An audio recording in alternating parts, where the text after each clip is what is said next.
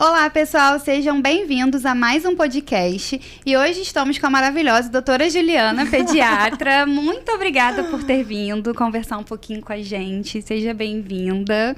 Sei que é difícil no meio da rotina achar um tempinho, mas muito obrigada. Por nada, o prazer é todo meu. Apesar da correria, né, eu gosto bastante de falar um pouco da minha profissão, né, principalmente esse assunto que a gente vai falar, que é um assunto bem interessante, né, que é sobre os adolescentes, né, e para mim é um prazer, sempre que possível eu estarei presente. Ai, muito obrigada, então vou chamar mais vezes. Pra Quando quê? a pessoa chega assim, eu falo, gente, então eu chamo mais uma vez depois. Vamos lá, primeiro, como é que foi essa sua escolha por medicina? Você sempre quis fazer medicina ou teve alguma coisa que aconteceu, algum exemplo? Olha, eu acho que eu sempre quis fazer medicina. Meu pai é médico, né? Apesar do meu pai não ser, assim, um cara que veste a camisa da medicina e tal, eu acho que quem mais me influenciou como médica, né, na tentativa de ser médica, foi uma prima minha, que é pediatra como eu, né? E que é mais velha do que eu, que era uma referência para mim. E que acabou fazendo medicina também, né? Mas eu acho que o que mais me motivou sempre, desde pequena, era a possibilidade de ajudar as pessoas, né? Eu acho que isso foi que me motivou a fazer medicina, além dos exemplos que eu tinha próximos a mim, como meu pai e essa minha prima, que sempre foi uma referência para mim. E aí você terminou o ensino médio e conseguiu ir direto? Como é que foi esse processo? Não, quem me Sofrido. dera.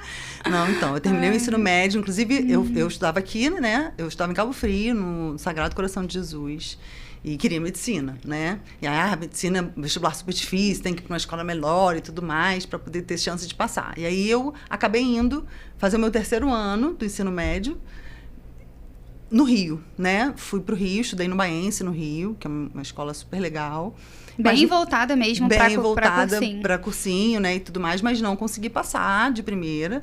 Eu fiz 3 vestibulares. Eu fiz o do ensino médio do terceiro ano, né? Depois eu fiz mais 2. 2 anos de cursinho e mais 2 vestibulares. Então, eu só passei na minha terceira tentativa, né? Estudei muito. O meu segundo vestibular, né? Aquele ano eu me dediquei assim... Eu acordava de manhã, sentava, né, na minha mesa. Então, foco total. Foco total. Levantava na hora do almoço, parava 1 hora, voltava, sentava de novo até um dia raiar novamente. E por aí foi. Então, assim, eu me dediquei muito nesse ano. Fiquei muito frustrada que eu não passei, que eu achava que eu ia passar. No outro ano de cursinho, eu já não me dediquei tanto quanto... E aí foi quando eu acabei passando, né? Eu acho que o fator emocional interfere muito nessa questão, né? Sim. Mas não foi de primeira, é difícil, mas assim, não desista, né? Quem quer medicina, quem tem o dom, quem não consegue imaginar outra especialidade que não medicina, não desista, que você vai passar. Vale a pena insistir. Vale a pena insistir, sem dúvida nenhuma. E aí você queria fazer aonde a graduação? Já tinha algum lugar? Sempre a gente quer fazer numa universidade pública, né? Principalmente há 20 anos atrás, eu estou fazendo 20 anos de formada esse ano.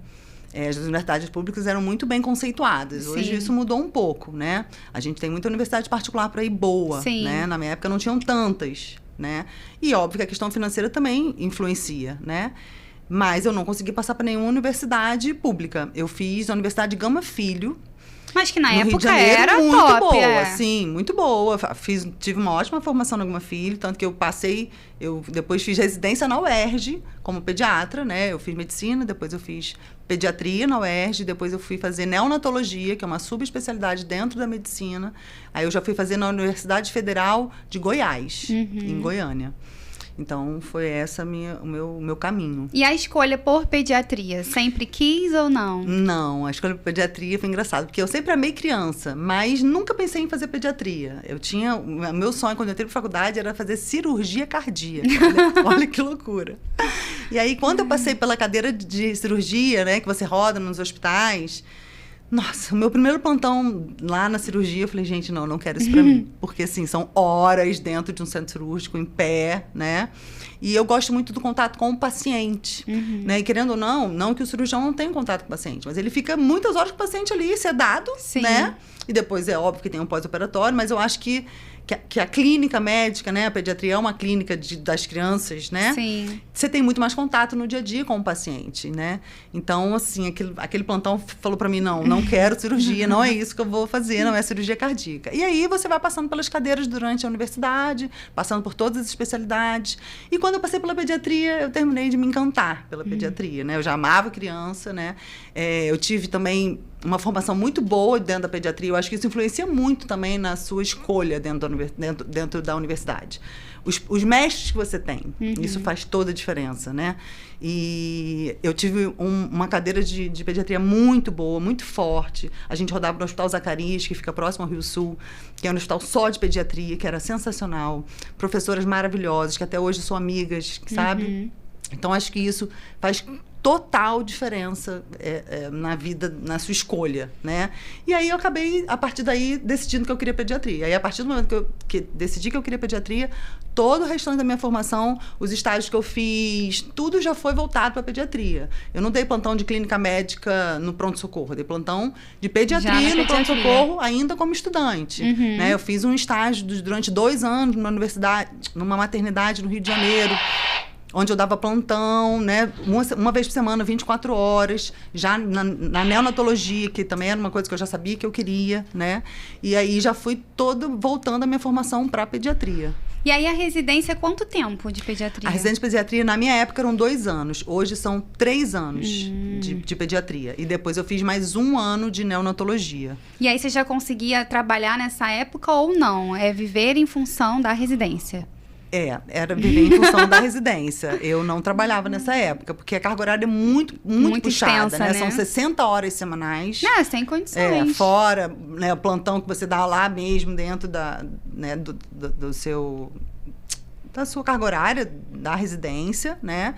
Então, é muito puxado. Então, assim, é difícil você conseguir conciliar com alguma outra coisa. Sim. Eu não trabalhava, mas existem colegas que, pela questão financeira, né, acabavam dando um plantão ou outro para tentar ter levantar um dinheiro a mais para poder se sustentar no Rio, porque muita gente vem de fora, né, para o Rio de Janeiro para fazer faculdade. E aí, além da questão dos gastos com a própria curso, você tem a questão da moradia, né, e tudo mais. E isso eu não tinha, porque eu tinha meus pais que são daqui da região e que eu tinha isso já estabelecido. Eu não precisava pagar o meu mas também, a minha moradia. 60 horas por semana, gente, o que a pessoa faz? É muito puxado. São muitas horas. Muitas horas. E aí você fez a residência quando você terminou, assim, como é que é a questão de trabalho? Tem emprego, assim, disponível? Foi tranquilo? Sim, tem trabalho, assim. Às vezes você não consegue o trabalho onde você quer, né? Mas, assim, geralmente a gente começa pela porta de entrada, que é o pronto atendimento, né? Que é pronto-socorro de pediatria geral, né? Mesmo estando na NEL, né, querendo fazer neonatologia, e já dentro da neonatologia, eu comecei dando plantão na porta de entrada no pronto-socorro de pediatria. Depois que eu fiz a NEL, foi que eu consegui migrar para plantão em maternidade, plantão em UTI, né? Até porque você fica insegura, né? Você pegar um plantão dentro de uma UTI neonatal, né? Onde você tem pacientes, né, graves, prematuros extremos, né? Você muita tem que ter responsabilidade, né? Você tem que ter no mínimo a tua residência, né, já concluída, né? Para que você possa... E geralmente você também... Eu tive muita ajuda de amigos que eu fiz nessa caminhada, que tinham a mesma especialidade que eu e que me trouxeram, entendeu? Então, eu comecei dando plantão com uma amiga minha, que era a Mara, que era mais velha do que eu, que já tinha um caminhar a mais. Aí já vai orientando, né? Isso, aí as dúvidas que eu tinha, Mara, né? Me ajuda aqui, o que você acha disso? Sim. E assim vai. É como eu faço isso hoje com outros, né? E a gente vai crescendo, vai amadurecendo, vai criando a bagagem, né? Do olhar clínico, né? Do olhar para o paciente, já ver que aquele paciente não está legal. Isso é só o tempo. E só, né, você trabalhando... Só a prática, né? Prática. Não tem jeito. Não tem jeito, exatamente. E é um trabalho que deve ser muito desgastante emocionalmente, assim, pela responsabilidade. Sim, é verdade. Dentro da pediatria, acho que principalmente, né? Primeiro que são crianças, né? E a família vem junto com essa criança, né? Então, você acaba tratando não só a criança como a família junto. Sim, as crianças batem a cabeça, né? Que nem alguém te mandou mensagem esses dias. Exato. As crianças aprontam, né? E aí a família não tem jeito. Fica desesperada. Não tem jeito. Aí hoje você tem o seu consultório e além disso... Isso. Hoje eu tenho consultório, né? Que eu atendo pediatria geral. Tenho alguns plantões. Eu dou plantão UTI neonatal, em Saquarema, no H Lagos, que é um hospital estadual. Dou plantão na maternidade aqui em São Pedro, no Hospital da Missão. E dou plantão no Hospital da Mulher, em Cabo Frio, também em maternidade. Ou seja, porque semana passada veio o otorrino e a gente estava falando, ninguém fica rico sendo médico assim. Não é moleza para ficar rico. Então você tem 4 empregos. Eu tenho 4 empregos, exatamente. Eu tenho o Hospital da Mulher, Missão, H Lagos e consultório. Né? Eu tenho um bom salário? Sem dúvida nenhuma, eu tenho um bom salário. Mas eu trabalho pra caramba, eu durmo fora de casa 2 noites por semana, né? Não é fácil, não é fácil. Puxado. Não é fácil. E aí, tem algum caso que te marcou, que você queira comentar? Olha... Porque devem ter vários, né? Tem vários. Assim, tem alguns felizes e outros não tão felizes, assim, né? Dentro da neonatologia, principalmente, que a gente trabalha com os prematuros, né? Eu lembro de um caso que a gente teve, eu ainda na residência, lá em Goiânia, um bebezinho prematuro extremo que teve sequelas neurológicas importantes. A tomografia dele, né, era um buraco negro, que a gente falava assim. Você olhava, você não tinha cérebro, você só tinha água ali dentro, né? Caramba. E aí todo mundo falava, não, essa criança, né, não vai andar, não vai falar, vão ficar cheios de sequelas, vai virar uma paralisia cerebral, né? Era o que era esperado mediante o que a gente via dentro da tomografia dele. Só que, para nossa surpresa, né, com 1 ano e pouco, essa mãe teve lá nesse hospital para levar essa criança. E essa criança andava, essa criança falava, essa criança, assim... Nós ficamos, assim, impressionados com tudo isso. E o que eu tiro, né, de conclusão disso? A gente nunca sabe, né, na verdade, o que vai acontecer, né? Primeiro que, principalmente quando se fala do cérebro, né? O cérebro, eu costumo dizer, é terra de ninguém. A gente não pode afirmar nada, porque o cérebro ele tem uma neuroplasticidade sensacional, né? Então, ele faz coisas que a gente nunca vai imaginar. Ele se reinventa, né? Então... Sim. Essa criança foi um milagre. Ninguém acreditava que essa criança ia chegar onde ela chegou, né? Então, assim, e isso traz também pra gente, nunca desista. Sim. Né? Nunca desista, porque não somos nós.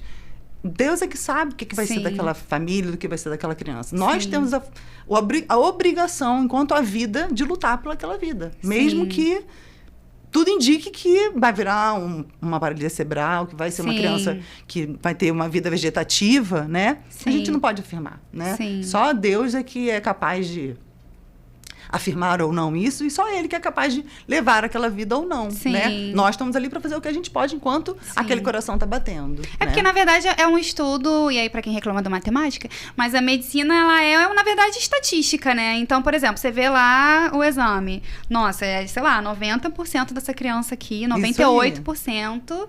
E aí você já fica naquilo, cara, não vai. Mas tem aquela chance mínima, mas que existe de dar tudo certo. E aí, acreditando nesse caso, deu, né? Nossa, deve ser muito emocionante. Exatamente, emocionante. Então, assim, depois dessa criança, eu mudei muito a forma de abordar os pais, né? Eu sou muito otimista, né? Então, é óbvio que você tem que passar a real situação para os pais, da gravidade, do que está acontecendo, mas eu nunca taxo aquela criança. Olha, seu filho vai ser isso, seu filho não vai andar, seu filho vai ficar em cima de uma cama. Não, né? Porque tudo é possível. Tudo é possível, né? Então, eu mudei muito a minha forma de encarar isso e até mesmo de passar isso para os pais, né? Porque até a esperança dos pais e a fé deles faz com que as coisas aconteçam. Mude, entendeu? Exatamente. Muito legal. E aí você trabalha aqui no Missão, então, e no Hospital da Mulher, então, em parto. Isso, que eu também faço deve sala ser muito de parto. legal. Sim, é sensacional. Assim, é uma das coisas mais lindas do mundo é ver o nascimento de uma criança, né? Eu me emociono até hoje. Principalmente quando a família se emociona, né? Assim, eu me emociono até hoje com o nascimento de uma criança. Quando você chega com aquela criança do lado daquela mãe, né? Aquela criança gritando, como desesperada. E aí você encosta ela na mãe e ela, na mesma hora, ela cala, né? Sim. Ela fica calminha, né? Ela sente ali, né, a voz da mãe. Então, assim, isso é mágico. Nossa, eu imagino que sair de um plantão assim desse deve ser revigorante. Sim. Tipo assim, morta, mas, cara, que maravilhoso. Missão cumprida, né? Deve ser. E me diz uma coisa, ainda tem muitos casos de adolescentes? Nossa, o que mais tem, né? A gente tem tido, na verdade, assim, eu acho que vem aumentando muito casos de adolescentes que estão tendo filhos jovens, muito jovens, né? Eu pego 16 anos, segunda gestação. Caramba. Já peguei 17 anos, terceira gestação. Ontem mesmo eu fiz o parto de uma menina de 15 anos, né? A sala de parto, na verdade, né? Que eu pego o bebê. Então, tem muito adolescente. Infelizmente, tem muito adolescente ainda tendo filho muito antes da hora, né? Muito antes de estar as preparado. pesquisas dizem que quanto a idade vai passando, né? As mulheres mais velhas estão cada vez tendo menos filhos, se organizando mais. Mas ainda tem, então, muita adolescente. Exatamente isso. Então, assim, as mulheres mais velhas, as que de fato estão na idade adequada, né? Sim. Não sei se existe uma idade adequada, mas assim, aqui você já tem, teoricamente, uma profissão, onde você já se sustenta, onde você tem uma casa, onde você tem uma estrutura para receber um bebê, né? Você ser mãe, você botar um filho no mundo, né? É uma mudança muito grande de vida, né? Então, essas pessoas, né? Eu acho que justamente porque elas têm essa consciência, né? Isso faz com que elas põem o pé no freio, elas acabam esperando mais, não, eu preciso organizar isso primeiro, preciso primeiro comprar minha casa, preciso primeiro ter um trabalho melhor, preciso primeiro ganhar melhor para poder dar melhores condições a esses filhos. Já os adolescentes, eles não têm muito essa noção, né? Sim. Eles vão muito pela impulsividade, né? Pela falta de conhecimento, né? E acaba, infelizmente, botando filhos no mundo muito cedo, né? E muitas vezes não são nem criados por essas mães, né? São criados pelaquela família, pela avó materna, né? Sim. E isso é uma situação realmente muito triste. A Kainá veio aqui, que a filha também é sua paciente. Aí ela comentou que em um dos postos de saúde dela, uma menina veio perguntar a ela sobre a camisinha, porque ela achava muito esquisito, porque ela tomava a camisinha. Ela engolia a camisinha. Não acredito. Eu também fiquei assim, não é possível. Não acredito, e assim, nunca ouvi falar isso. Porque a gente tá tão acostumado a ter as informações que é difícil a gente entender que tem pessoas que não têm informação. E às vezes a gente fica assim, não, mas engravida porque quer e tal. Cara, ainda tem crianças e adolescentes que não têm acesso à informação. Sim, na verdade, não tem educação, né? Não tem educação. E a educação é tudo, né? Sim. A educação dentro de casa, a educação na própria escola. Eu acho que a escola tem um papel muito importante nesse sentido, né? De falar para esses jovens, né? Disso, falar de educação sexual, falar das mudanças que acontecem no corpo desses jovens, né? E falar as consequências que traz um filho, né? E eles perguntam. Eu acho que isso é muito importante, porque às vezes alguns pais não têm coragem de conversar sobre isso com os filhos, principalmente os mais humildes, né? Sim. Mas tem pai que acha que se conversar significa que o filho vai começar a fazer alguma coisa. Vai chamar atenção pra isso, né? Não, mas não. Tem que conversar. Não tem jeito. Ainda mais no mundo de hoje, onde as coisas são muito fáceis. E deve ser outro clima, né? Uma sala de parto assim com uma adolescente. Sem dúvida. Principalmente quando chega um adolescente, onde é uma adolescente... Quando é dois adolescentes, choca muito menos do que quando é uma adolescente com, né, como eu fiz esses dias, uma adolescente de 15 anos e o pai tinha 31 anos. Sim. Né? Isso não só nos choca, como nos revolta. Sim. A mim, pelo menos. Sim. Né? Então, deve ser puxado. É outro clima, sem dúvida nenhuma. Né? E aí, quando... Isso é até engraçado. Quando vem uma adolescente para ter um neném, eu fico torcendo para ser homem. Sério, por quê? Porque se for menina, vai voltar com 12 anos o ciclo grávida. se repete. Se repete. Isso a gente vê, sim, né? Sim. Então eu fico rezando para não ser menina, porque senão vai voltar grávida com 12, com 13. Infelizmente. Sim. Porque passa a ser comum, né? Não, é normal. Dentro daquela família, é normal. Dentro daquela comunidade, é normal você ter filho com 12, com 13, com 14, com 15. E você acaba com a sua juventude, né? Sim. Nossa, eu em 2021, ano da pandemia, já estava na pandemia, eu trabalhava lá em Araruama, numa escola lá em São Vicente. Aí tinha uma aluna minha do 6º ano, ela tinha 11 anos que ela estava grávida. Meu Deus. E assim, eu não lembro, mas as pessoas falavam que era de um cara muito mais velho. Aí eu ficava assim, revoltada, sabe? Revoltada. E aí eu falava com ela, não, tia, mas tá tudo bem, mas o bebê tá bem. Porque ela não tem noção. Não tem noção. É uma criança. Eu falei assim, gente, ai, gente, é muito difícil. É uma criança. Ela não tem noção do que vai acontecer depois que esse filho nascer, né? Das mudanças que estão acontecendo no corpo dela mesmo, né? Sim. Até qual idade que se vai no pediatra?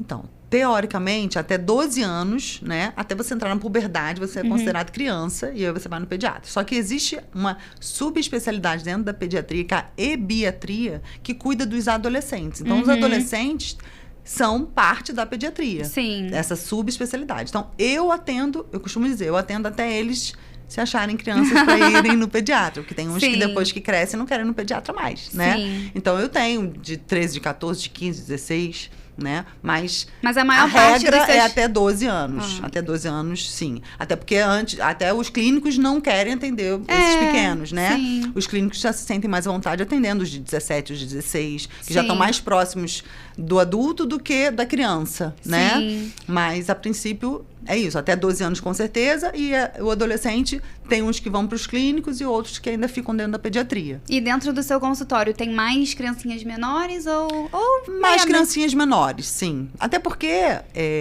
vão crescendo e não vão mais no médico, Sim. né? Rotineiramente, como quando Sim. é pequeno, né? Que você faz todo o acompanhamento desse desenvolvimento não só físico, como neurológico, Sim. né? Depois que já cresceu, só acaba indo no pediatra quando tá doente. Só né? aparece quando tem algum problema. Só aparece quando tem algum problema. Então, por isso que a grande parte é mesmo de puericultura, 2, 3, 4, 5, né? Sim. Os menores, né? Quanto maior fica, menos vão ao pediatra, né? E assim, é uma pergunta agora veio na minha cabeça, né? Em relação às meninas, tá a mesma coisa que antes ou tem mudado? Porque, em relação à menstruação... Porque, por exemplo, eu menstruei com 10 anos de idade. Eu lembro que eu ficava assim, sem nem entender direito o que era, porque eu era muito criança. Sim. E assim, ainda estão isso? As meninas estão menstruando assim mais cedo? Ou você acha que não? Isso varia muito. Não, eu acho que sim. Eu também menstruei com 10 anos, né? Isso vem acontecendo mais cedo, sim, a puberdade tem acontecendo mais cedo em função dos estímulos ambientais, né? O que se vê na televisão, o que se vê na internet, né? Infelizmente, o mundo está muito mais... Exposto, muito mais promíscuo. Tudo é normal, né? Sim. Então, esses estímulos, né? Os estímulos ambientais, a gente sabe que eles modulam aí a nossa genética, né? E aí, em função disso, as pessoas despertam mais cedo para isso e aí o desenvolvimento acaba acontecendo mais cedo, né? E as meninas menstruam mais cedo. Não é a regra, mas isso acontece sim. Tá? E acaba que meio que força a menina, né, a entrar numa adolescência, sem estar na adolescência, Exatamente. o corpo começa a aparecer. Exatamente. E com a mentalidade ainda de uma criança, né? Com 10 anos você é uma criança, né? Sim. Com 10 anos é uma criança, mas se você tiver relação, você já vai engravidar. Pois se você já tiver menstruado, né? E isso eu acho que talvez as meninas, algumas não tenham essa consciência, né? O que significa a menarca, né? Que é a primeira menstruação. É a transição da fase, né? Dali da infância para adolescência, né? E daqui a pouco segue a fase adulta. E essa transição, o que muda é isso. A partir daquele momento, você já é capaz de gerar um outro ser dentro de você. Olha a responsabilidade, Exatamente. né? Por isso que a gente tem meninas que engravidam com 11, com 12, com 13. Às vezes foi a primeira relação dela, né? Sim. E engravidou. Nossa, é uma loucura. E aí, vamos lá, sobre infância e adolescência. Além das meninas, tem essa questão da menstruação, que acaba forçando um pouquinho. Mas quais que vocês acham, assim, que são os sinais que você, tipo assim, esse paciente aí, ele já tá entrando na adolescência? Ou esse aí tá com 13 anos, mas ainda tá longe? Sim, exato. Tem essas variantes, né? Então, com relação às meninas, né? A menarca é o marco, né? Que é a primeira menstruação da menina. Mas aí, junto disso, vem, né? O aumento dos seios, né?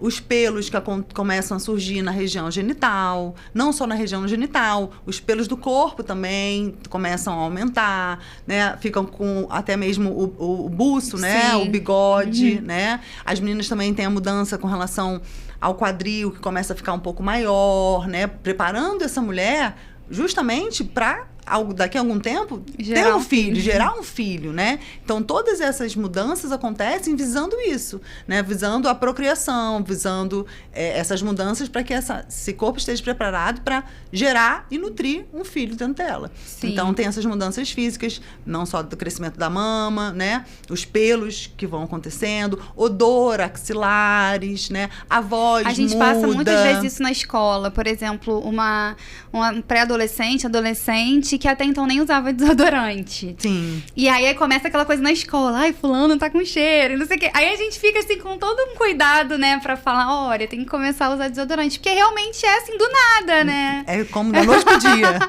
Você acorda de um jeito, né, e dorme de outro. Até ontem não usava desodorante, Isso, agora tem que usar, porque exatamente. começa a ter o odor. Começa a ter o odor, né, por causa desses hormônios que vão estar aí trabalhando e trazem todas essas mudanças. E os meninos, eles demoram um pouquinho mais, você acha? Geralmente, os meninos, né, começam esse processo um pouco depois das meninas. As meninas, a partir de 8, 9 anos, já começam, né, podem começar, e dentro do normal, principalmente a partir dos 9 anos, essas mudanças, que são gradativas, né? Os meninos, isso acontece um pouquinho mais pra frente, 10, 11, né? Uhum. E aí os meninos, a questão dos pelos é muito importante, aumenta os pelos nas pernas, né, nos braços, quem tem tendência a ter pelos, né, no peito, né, nas axilas, né, aumenta o tamanho do pênis, aumenta o tamanho da bolsa escrotal, dos testículos, né, também preparando esse homem para poder, né, ser reprodutor, para poder engravidar a sua esposa, Sim. né? A voz do homem é uma coisa muito marcante, eles passam aquela fase que uma hora tá grossa, uma hora tá fina, né? Isso acontece também. E a própria estrutura, né? Os ombros ficam mais largos, a massa muscular aumenta, né? Então, tudo isso vai acontecendo. Agora, a pergunta importante que muitos pais fazem. Por que é tão difícil lidar com adolescente? Porque além dessas características físicas, né? Existem alterações no nosso sistema nervoso, né? No sistema nervoso dessas crianças, né? Que estão passando por várias fases de mudança, né? Não só estrutural, como de função, né? Principalmente nas áreas do córtex pré-frontal e no sistema límbico, né? E isso vai fazer com que essas conexões se aprimorem, fiquem mais aceleradas e em função disso acontecem todas essas mudanças, né? E por isso os adolescentes eles ficam, né, com oscilações emocionais, por isso que os adolescentes são impulsivos, né? São imediatistas, né? Esse cérebro passando por todas essas mudanças faz com que essas características apareçam muito, né? Sim. E aí, nesse momento, é um momento onde essa criança está muito propensa, né, à reação do meio externo, né? Então, esse cérebro que está passando por essas mudanças, né, para que ele vai... Como é que eu posso dizer? Ele vai se moldar de uma forma ou de outra baseado nos estímulos externos que eles estão tendo. Sim. Então, esses estímulos podem ser positivos, como podem ser negativos. Então, por isso é muito importante nessa fase da vida a gente estar de olho no ambiente em que essas crianças vivem, o ambiente familiar, o ambiente escolar, os amigos, né? Porque um ambiente que traga acolhimento, que traga amor, que traga direcionamento, né? Que oriente esses adolescentes de uma forma que é normal passar por tudo isso, vamos juntos tentar enfrentar, né? Porque eles mesmos ficam perdidos, né? São muitas mudanças, né? Então, o adolescente que tem Parece que eles estão em guerra, assim, o tempo todo. Exatamente. Tipo assim, qualquer coisa que acontece não, mas... eles estão super reativos, né? Eles são muito reativos. Em função dessas mudanças que acontecem no cérebro deles. Não é porque eles querem. Tanto que todos são assim. Da Iapoca a Chuí, né? Do norte ao sul, todos são assim. Porque são mudanças estruturais, né? Que estão acontecendo nesse sistema nervoso central. A gente fala pros pais, não acha que é pessoal. E assim, é normal eles falarem, você é a pior mãe do mundo, você é o pior pai do mundo, vocês não me entendem, vocês não me compreendem. Exato. A gente fala, infelizmente, é uma parte, né, um período de desenvolvimento que eles vão passar e que vai ser difícil, porque é difícil. Exatamente. Aí a gente, né, tem que estar tentando acolher também esses pais, né, para que eles possam saber acolher esse adolescente, para que eles possam ajudar esse adolescente, né? Porque dependendo de como a gente reage, a gente só vai atrapalhar e não vai ajudar, né? E aí a gente vai jogar essa criança pro mundo, né? Aí onde ele encontrar alguém que acolha eles, é onde eles vão ficar.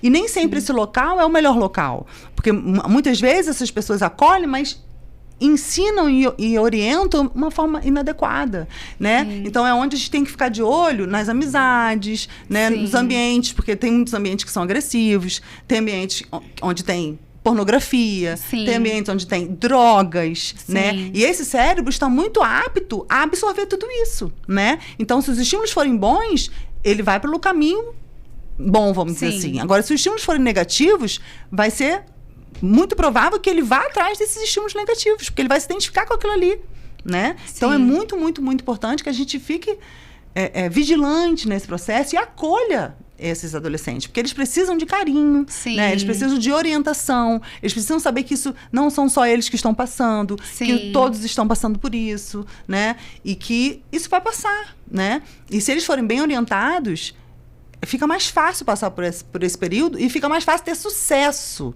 né? Porque é o que todo mundo quer, né? Exatamente, porque é a preparação para a vida adulta, né? Então, eles são impulsivos, eles não têm noção das consequências dos atos deles, eles agem com impulsividade, com imediatismo, e o cérebro deles ainda não está maduro o suficiente para falar para eles, não, cara, se você agir dessa forma, a consequência vai ser essa. E aí eles agem por impulsividade. E aí acabam engravidando, acabam se metendo com drogas, e muitas vezes é um caminho sem volta, né? Então, porque quando depois conserta ainda tá bom, né? Mas às vezes tem casos que não... Sim. Quando a gente consegue ainda perceber isso e trazer esse jovem, sim, mas às vezes você não percebe isso, né?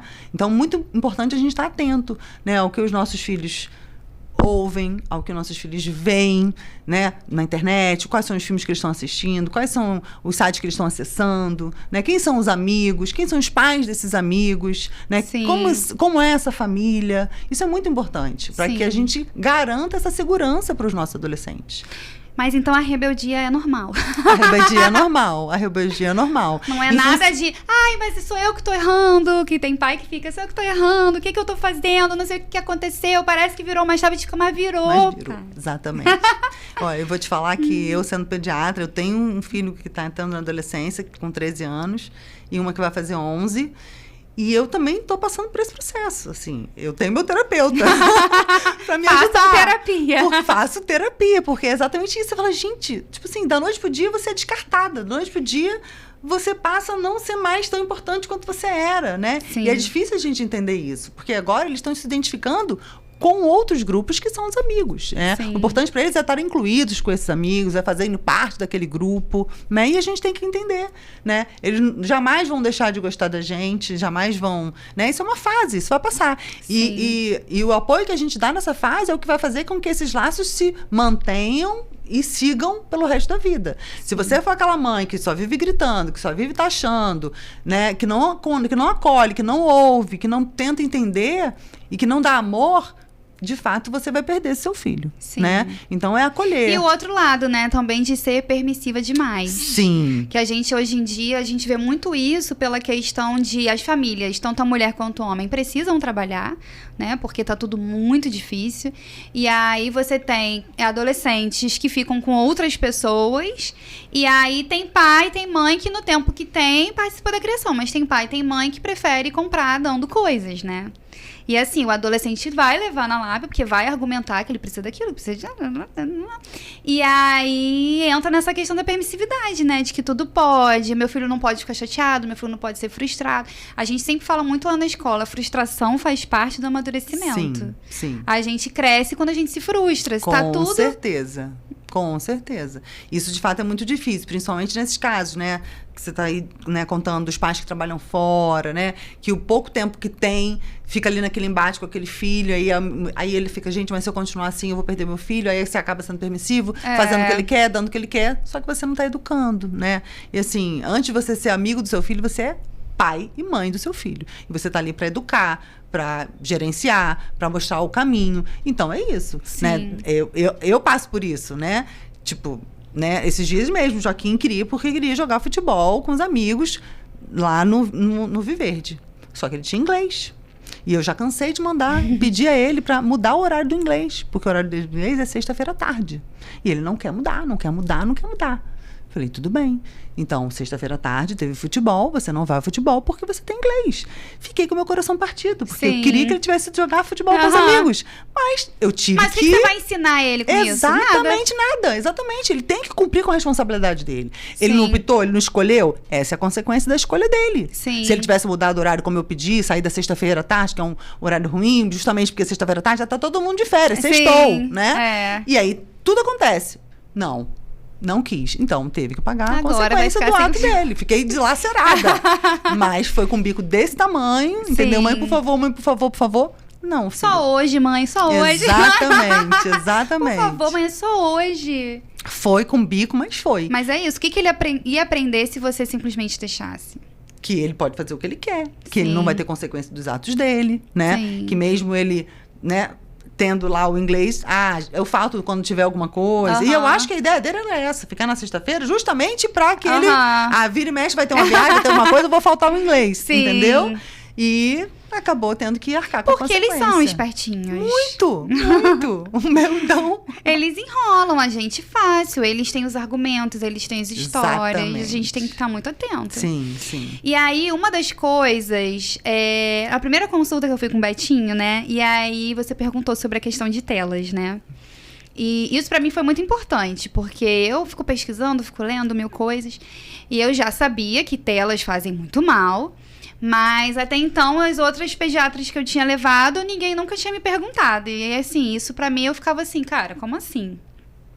E como é que você acha essa questão das telas, assim? Porque devido a toda essa questão da adolescência. A adolescente sempre foi difícil mesmo. A gente sempre foi rebelde. Eu falo que a gente parece até que esquece, que a gente... Passou por isso. Passou por isso, que a gente era impulsivo, que a gente tinha esses sentimentos. Mas a questão do celular, de rede social, porque a gente na escola vê que, assim, piorou muito. Muito.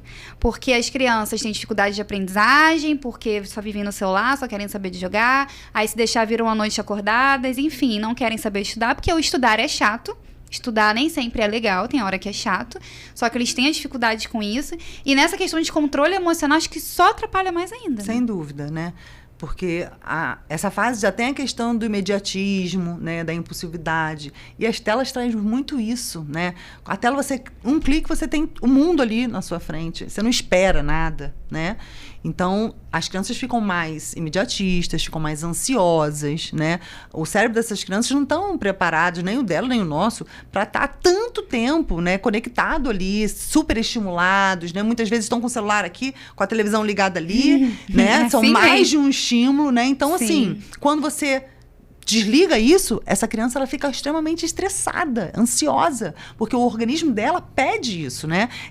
As telas, elas são comparadas ao crack. Tá? Porque eles liberam a dopamina, que é um neurotransmissor, que faz o mesmo processo que o vício pelo crack, por exemplo. E o mesmo que a pornografia também. Isso é muito importante que a gente fale aqui, tá? A pornografia, o crack e as telas têm o mesmo neurotransmissor liberado no cérebro, que traz aquele bem-estar imediato, né? Tudo de bom enquanto eles estão ali, né? E nada se compara àquilo ali. Entendeu? Então, crianças viciadas em telas são crianças que têm uma chance maior de serem viciadas em drogas, por exemplo. Gente, que loucura, né? E assim, a criança é viciada em tela porque alguém dá, né? Porque a criança sozinha não tem a tela. O ideal, né? A recomendação atual ideal é que essas crianças só tenham um celular após 10 anos de idade, tá? E toda criança hoje de 3, 4, 5 anos tem um celular. Porque você dá uma arma na mão de uma criança, né? Então, isso é muito sério. E, infelizmente, isso ainda é pouco divulgado, né? Mas isso é muito, muito, muito importante. Então, assim, criança só pode ter o seu próprio celular a partir dos 10 anos de idade, né? E, mesmo assim, você tem que controlar, né, o tempo de uso e, principalmente, o que está sendo visto ali dentro, né? Porque ali você tem, num clique, você ganha o mundo, né? Assim como você também é achado pelo mundo, né? Existem as redes sociais aí afora e a gente sabe que hoje em dia tem muita gente fazendo maldade dentro das redes sociais. Desde induzir as crianças a fazerem testes e morrerem, né? Desde pedófilos, né? Então, os perigos são enormes, gigantes. Então, assim, tem que limitar, sim. Vou fazer o quê, mãe? E agora eu vou fazer o quê? Fazer nada. Fazer nada é fazer alguma coisa. O ócio faz parte da vida, para que você possa botar sua mente para funcionar, porque as crianças nem pensam mais. A gente, diante das telas, fica ali numa atitude passiva, só recebendo um monte de informação, mas ninguém raciocina mais, ninguém cria mais, ninguém imagina mais. Você manda a criança fazer um texto... Não sabe. Não sabe. Tipo, eu vou escrever o quê? Não tem imaginação. Entendeu? Assim mesmo. Então, Olha, tá difícil. Dentro da educação tá muito difícil. Eu imagino. E aí a gente vê...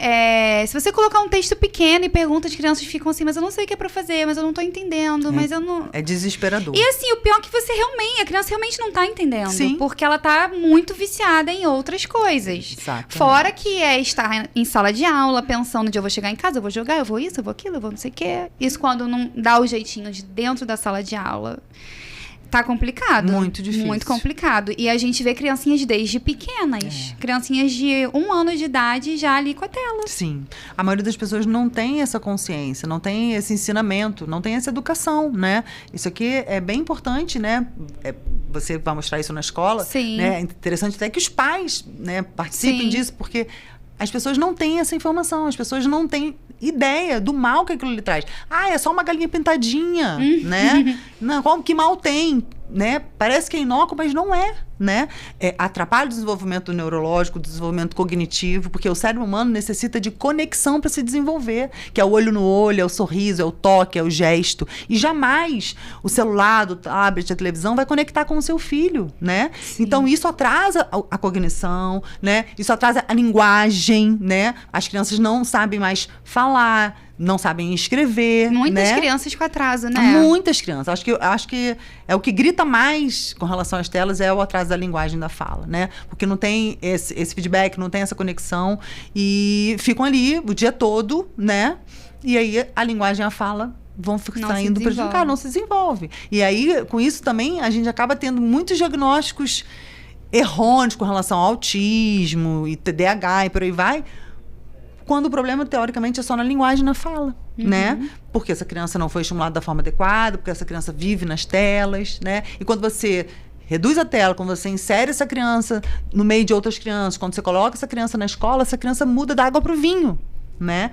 E aí você fala, caramba, era só isso. Aquela criança não tinha um transtorno, o que ela precisava era só de interação. Exatamente, de interação, de sentar junto, de brincar, de conversar, de interagir. Infelizmente, as pessoas estão terceirizando isso pra tela. Porque a criança hipnotiza, ela fica ali durante 2, 3 horas. É confortável, assim, pra pessoa, né? Eu vou colocar... Ontem eu passei por uma situação muito engraçada lá em casa, que tava só eu e o Robertinho em casa, e eu precisava botar ração pros cachorros. E aí, eu não deixo ele andando, porque os cachorros são grandes, né? Vai que empurra. Eu fiquei assim, cara, o que eu vou fazer pra eu, tipo assim, ir lá e confiar que ele não vai fazer nenhuma besteira, né? Porque, né? Aí, só que ele agora já tá entendendo direitinho. Aí ele sentou, subiu no sofá sozinho, sentou, ficou lá. E eu falei, vamos lá ver o Uau? Ele, não. Aí eu, vamos lá ver o Uau? Ele, não. Aí eu, tá bom, então você vai ficar aí quietinho no sofá enquanto a mamãe vai lá. Tá. Aí eu, bem, pelo menos ele verbalizou, então acho que ele entendeu. Aí fui eu correndo lá, aí voltei, tava ele lá sentadinho assim, mexendo as perninhas, aí me olhou, mamãe. Aí eu falei, cara, já tá entendendo, isso porque aí. Eu não dou desenho, não coloco isso desenho, aí, não coloco tela. Aí. E eu fico assim, cara, ele já tá entendendo, ele já tá mais espertinho. Só que assim... demanda tempo, né? E nem todo mundo quer chegar do trabalho. Sim. As pessoas hoje têm muitas atividades, né? A mulher saiu de casa para trabalhar, né? Sim.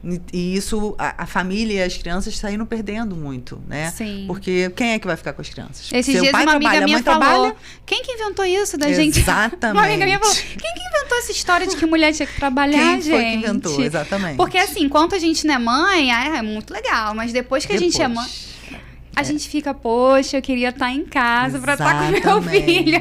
Exatamente. Então é muito difícil. É muito difícil. E aí as crianças saíram perdendo, né? Sem dúvida nenhuma, as crianças saíram perdendo. E aí com o advento da tecnologia, com tudo isso que a gente está vendo aí agora, mais ainda. Sim. Né? Então, assim, é muito difícil você conseguir cumprir as recomendações, né? Que a recomendação é até 2 anos, 0 tela. É praticamente impossível. Sim. Né?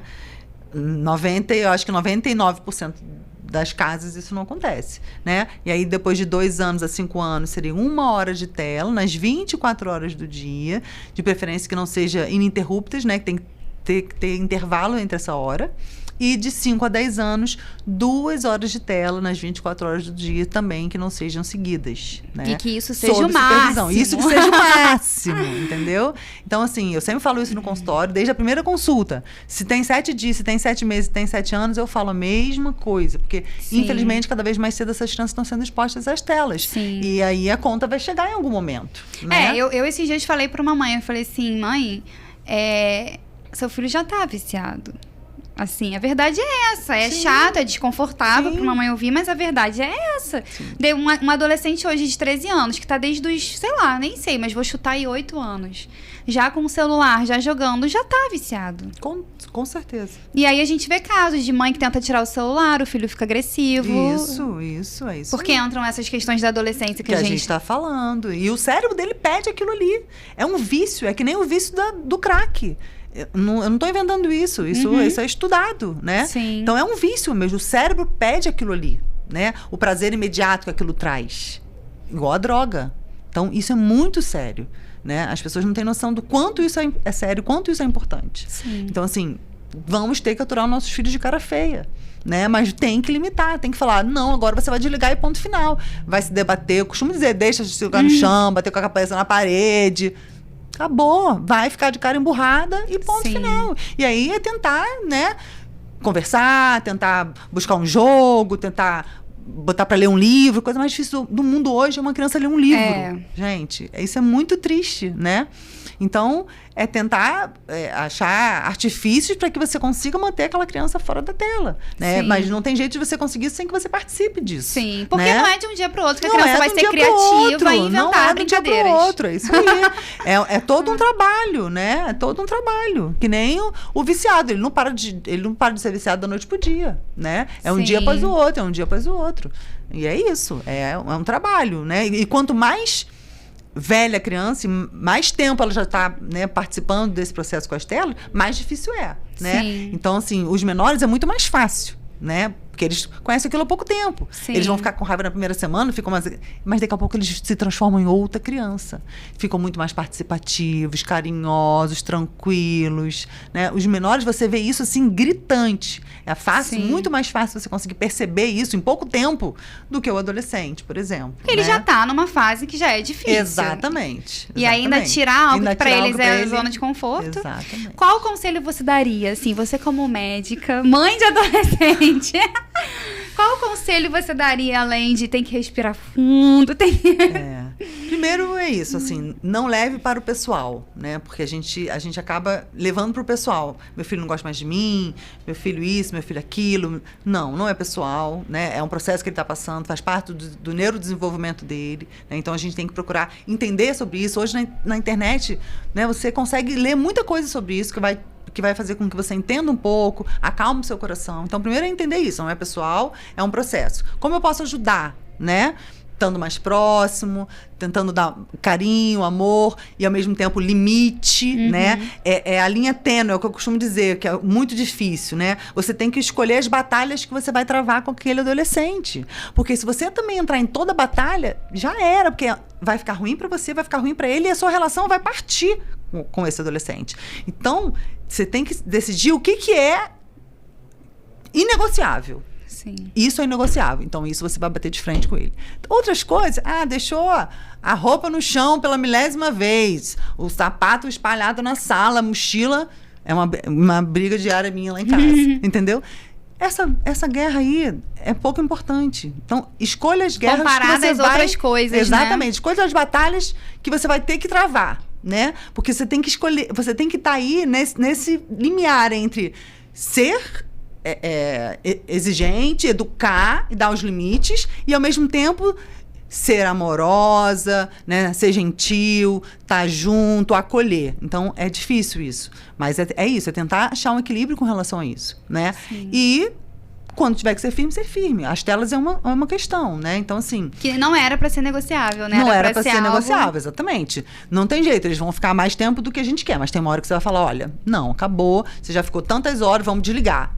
Mãe, o que eu vou fazer agora? Não sei. Vai olhar pra parede, vai desenhar, vai fazer qualquer coisa. Isso aí, vai jogar bola, vai soltar pipa, vai andar de bicicleta, vai desenhar, vai ficar bravo olhando pro teto, né? É isso, né? É isso.